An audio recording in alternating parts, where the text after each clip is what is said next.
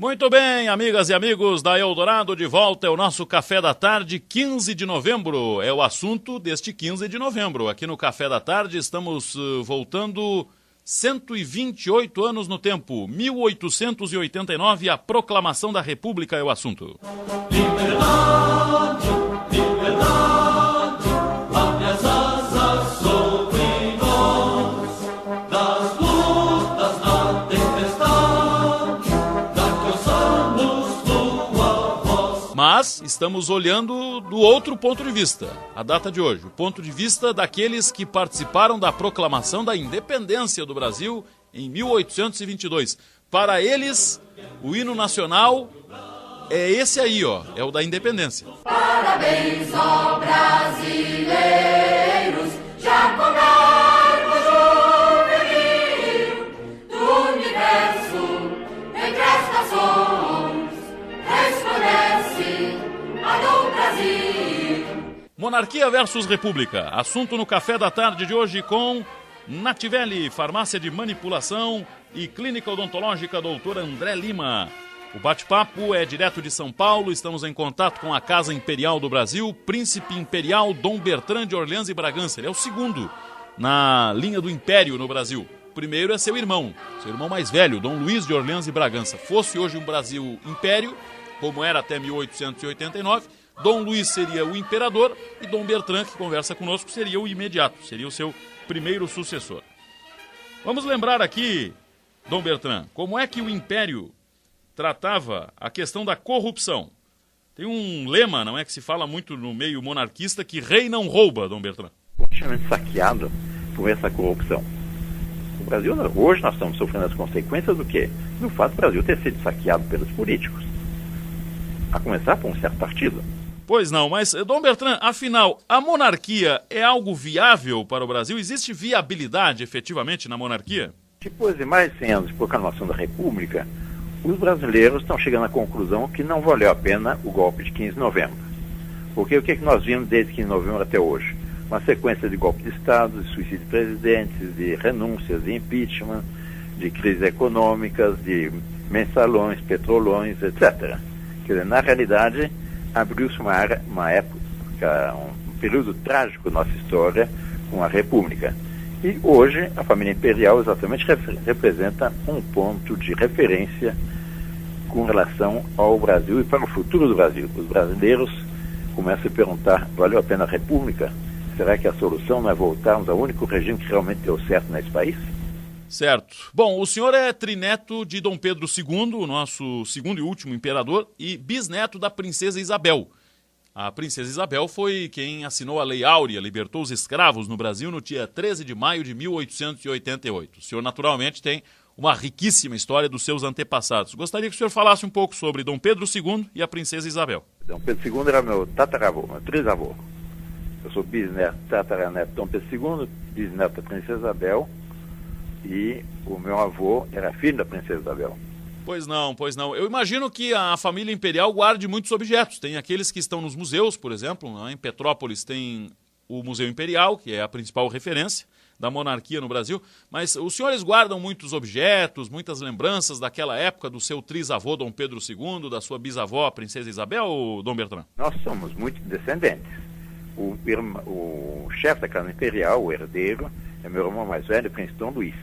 E ele tem uma série de objetos que foram exatamente do imperador, como a bandeira histórica, a bandeira oficial do Brasil no período imperial, uma bandeira lindíssima, bordada em ouro, e a espada de cerimônias do imperador, além de outros objetos que nós conservamos. Bem, como se sabe, existe uma discussão dinástica, não é, no movimento monarquista, que diz respeito à sucessão do trono, em função de uma abdicação que ocorreu, uma renúncia, não é? Que ocorreu lá atrás, na sucessão da princesa Isabel. Um dos seus filhos renunciou aos direitos em função de um casamento, chamados casamentos morganáticos, não é? Que são fora de ramos imperiais, quando um príncipe casa-se com uma mulher que não pertence a uma família reinante, ou uma família imperial de qualquer lugar. Nos explique objetivamente essa sucessão dos ramos, aí, os chamados ramos de Petrópolis e ramos de Vassouras. Essa discussão, ela ganhou alguma repercussão nacional quando do plebiscito em 1993, Dom Bertrand? A questão hoje está superada, quer dizer, na realidade, ninguém mais dá atenção a essa questão. Hoje todos reconhecem o meu irmão como sendo o chefe da Casa Imperial. E todo o movimento monárquico, que é grande no Brasil, se reúne exatamente em torno do meu irmão. Pois não. Dom Bertrand, muitos questionam, e os livros de história estão aí trazendo isso, a falta de reação de Dom Pedro II, quando da proclamação da República, lá naquele 15 de novembro de 1889, a monarquia foi derrubada, e até conta a história, alguns livros contam, que num primeiro momento o Marechal Deodoro não queria proclamar a República. Ele queria apenas derrubar o gabinete do primeiro-ministro Visconde de Ouro Preto. E não só foi derrubado o gabinete, como também caiu a monarquia junto. E que Dom Pedro II não teve reação a isso, ele simplesmente juntou suas coisas, pegou a família e foi embora para a Europa. O que dá para dizer disso, dessa reação de Dom Pedro na ocasião? Dom Pedro II estava muito doente, era muito diabético. E estava no fim de vida, tanto que ele faleceu 2 anos depois. E ele já não tinha força para reagir. E não queria que derramasse sangue brasileiro por sua causa.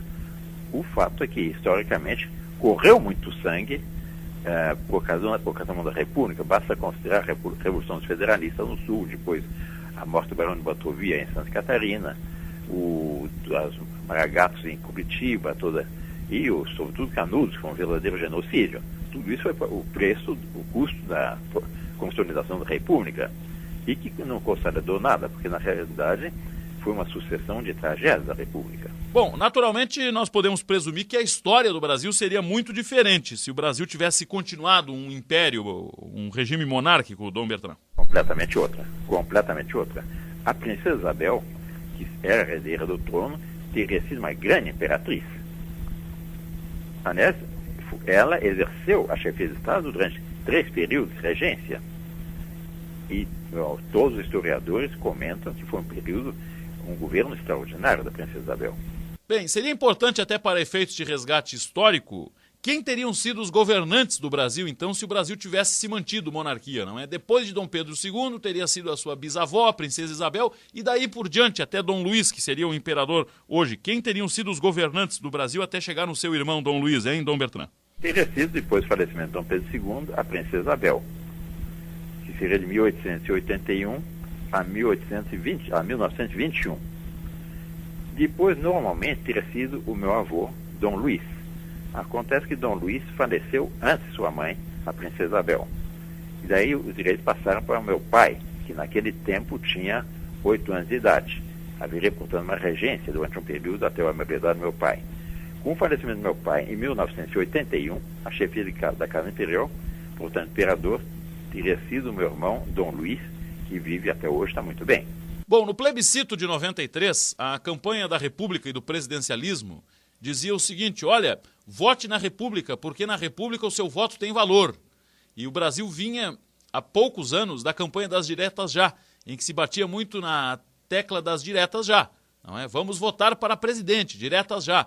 Isso em 85, e aí 8 anos depois, em 93, vem um plebiscito no qual a República diz diretas sempre. Era o slogan da República, diretas sempre, vote sempre para presidente, batendo na monarquia. Qual é o valor do voto na monarquia, hein, Dom Bertrand? Absolutamente não tem nenhum fundamento. Na monarquia, as eleições se realizavam regularmente, e as eleições eram muito mais autênticas do que as atuais, porque naquele tempo havia o voto distrital. Quer dizer, naquele tempo, as pessoas que votavam conheciam os seus representantes. Hoje em dia, a imensa maioria dos brasileiros não tem a menor lembrança para quem votar nas últimas eleições.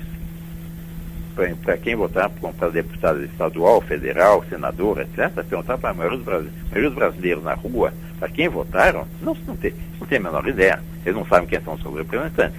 Naquele tempo, como era o voto distrital em circunscrições pequenas, as pessoas conheciam quem eram os seus representantes. Portanto, o regime representativo era muito mais autêntico do que hoje em dia. Bem, inegavelmente a abolição da escravatura foi o grande ato da história da princesa Isabel. E muitos dizem que, ao assinar a abolição da escravatura, alguém disse à princesa Isabel o seguinte: olha, a senhora está consagrando, está redimindo uma raça. Mas a história está lhe tirando um trono. A senhora perde o trono ao conceder a abolição aos escravos. E a princesa Isabel disse que preferia 1000 vezes fazer isso. Libertar os escravos do que ter para si um trono sob pena de manter a escravidão. A abolição realmente acabou com o Império, Dom Bertrand? Não. Na realidade, sim, a escravidão foi uma chaga social que havia em todos os países da América, desde a América do Norte até a Argentina, em todos os países sem exceção. E no Brasil, como todos os países, a escravidão, graças a Deus, foi extinta. E foi a princesa Isabel que, sabendo que corria o risco e punha seu trono em risco, quem aboliu a escravidão no Brasil. E aqui no Brasil tudo se fez pacificamente. Nos Estados Unidos da América do Norte, a escravidão, o fim da escravidão custou uma guerra civil, que foi a Guerra de Secessão, com centenas de milhares de mortos. Aqui não, terminou tudo uma grande confraternização no Rio de Janeiro, no dia 13 de maio de 1888. Bom, é inegável que o seu trisavô, Dom Pedro II, ele gozava de muito prestígio internacional. Tem até uma história curiosa lá dele nos Estados Unidos, enfim. Queria que o senhor falasse um pouco disso, o prestígio internacional de Dom Pedro II. Sim. Era considerado como um extraordinário. Quando ele esteve nos Estados Unidos em 1876, por ocasião da comemoração da independência, do centenário da independência norte-americana, foi tal o sucesso sua viagem que ele teve na eleição seguinte uma boa votação. Porque, segundo o sistema americano, no momento, até hoje, está em vigor, a pessoa anota o nome do seu candidato na célula eleitoral. Então, para anotar o nome de quem bem entender. E houve um grande número de pessoas que na célula eleitoral, na eleição, anotaram Pedro II. Então era o seu prestígio. Certo. E os gastos do Império, do Imperador? Muitos dizem que é um regime muito caro, manter uma família imperial no luxo, enfim, citam exemplos de outras monarquias mundo afora. O Império é caro para o Brasil em comparação com a República, para um país? Exatamente o contrário. Para ter ideia, a dotação da família imperial no tempo de Dom Pedro II foi estabelecida em 1841 também. Eram 800 contos de reais por ano. Em 1889, no fim da monarquia, eram exatamente os mesmos 800 contos de reais por ano. Bastou que viesse a República, que já Deodoro conseguiu que a sua dotação fosse de 1.200 contos de reais por ano, quer dizer, 50% a mais. E aí começou a inflação, começou toda a tragédia e o saque que houve na nação com a República. Pois não. Dom Bertrand, como é que ficou a família imperial, não é? Seu trisavô Dom Pedro, a sua bisavó, a dona princesa Isabel. Como ficaram eles e os seus familiares na época da proclamação da República? Conta-se que Dom Pedro, por exemplo, faleceu em um hotel muito simples em Paris, com uma vida bastante limitada, que eles negaram auxílios oferecidos pelos republicanos quando baniram a família imperial do Brasil. Como é que eles ficaram depois do chamado golpe republicano, como dizem os senhores? A República praticamente confiscou todos os bens. Meu pai, quando voltou do exílio, não tinha nada. E ele apenas com alguém, tem um português rico do Rio de Janeiro, ele deu uma casa no centro do Rio, que ele vendeu e comprou uma fazenda no norte do Paraná, no qual ele educou seus 12 filhos. E a única herança que ele nos deixou foi, em primeiro lugar, a fé católica, em segundo lugar, uma boa educação, em terceiro lugar, a consciência que nós nascemos para servir a nação. Porque os príncipes nascem para servir a nação. A razão principal da existência de um príncipe é servir a sua nação. Mas todos nós tivemos que vencer na vida. Nós não herdamos nada. Dom Bertrand de Orleans e Bragança, Príncipe Imperial do Brasil. Muito obrigado pela sua atenção para com a Rádio Eldorado, para com Santa Catarina, aí direto da Casa Imperial, falando um pouco desse movimento que existe, que está aí, que é o movimento monárquico do Brasil, representado pela sua família, trazendo um pouco dessa visão que é oposta ao regime republicano, que aí está há 128 anos, que é a posição da família imperial do Brasil. Muito obrigado, Dom Bertrand. Parabéns pelo programa. As suas perguntas foram inteligentes, um tanto incisivas, mas assim que deve ser um repórter. Portanto, eu lhe felicito e aproveito a ocasião para me dirigir ao povo de Criciúma e de todo o estado de Santa Catarina, felicitando por todo o progresso que tem tido nos últimos anos. Com Dom Bertrand de Orleans e Bragança, fizemos Príncipe Imperial do Brasil, Café da Tarde deste 15 de novembro, 128 anos depois da proclamação da República. Muito obrigado pela sua audiência. Café da tarde de Nativelli, farmácia de manipulação, que está oferecendo um protetor solar facial masculino, é novidade. E Clínica Odontológica Dr. André Lima, que reúne todas as especialidades em um só lugar. Com Diego Saviato e Marlon Medeiros na técnica, fizemos mais um Café da Tarde. Na sequência, as notícias do Balanço Geral com o Jornalismo Eldorado. Obrigado pela sua audiência e boa tarde.